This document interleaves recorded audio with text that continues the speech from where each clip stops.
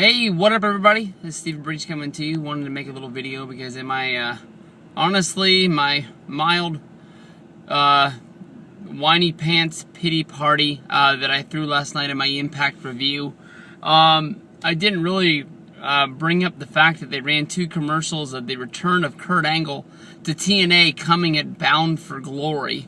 Honestly, to me, I think this is going to be a little bit weird because, TNA is running their Hall of Fame when they're putting in Kurt Angle in this year. I know this isn't a televised event. It's just mainly for the fans in attendance that buy the TNA, travel packages to head out there to San Diego this year.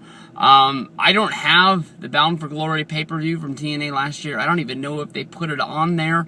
I do know that last year's Bound for Glory was 2 discs, so I would guess that on the second disc you get the Sting induction ceremony from last year. I don't even know if it's full or if it's cut, but they don't have a TV deal where they can put this on Spike or anything else. So, I mean, mainly it's just for the fans and the DVD thing. But you would think that they're trying to push this as a big return where they're going to get this guy a big, huge pop.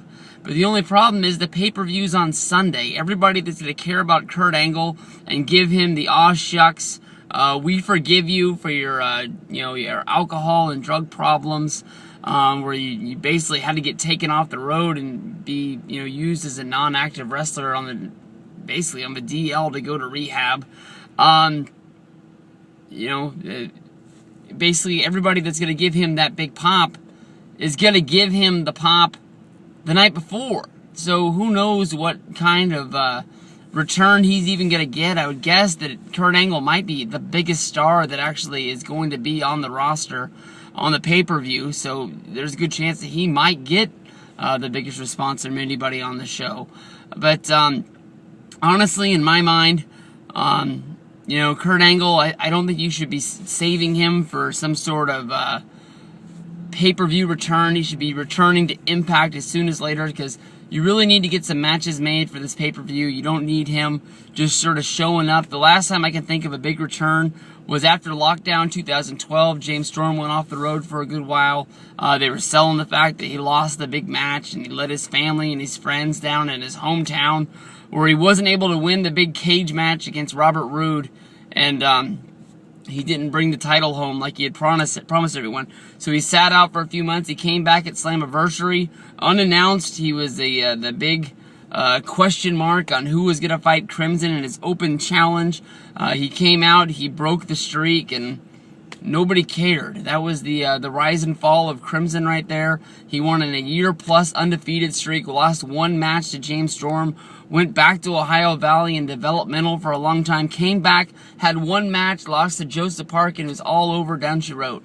I don't think that's what's going to happen for Kurt Angle, but basically for, Kurt Angle to be going into the Hall of Fame on Saturday, and on Sunday coming out and having some impromptu match against who the fuck knows anymore with this TNA thing. This is supposed to be their WrestleMania, and here it is. They just did their last tapings of shows, and they have 3 matches announced.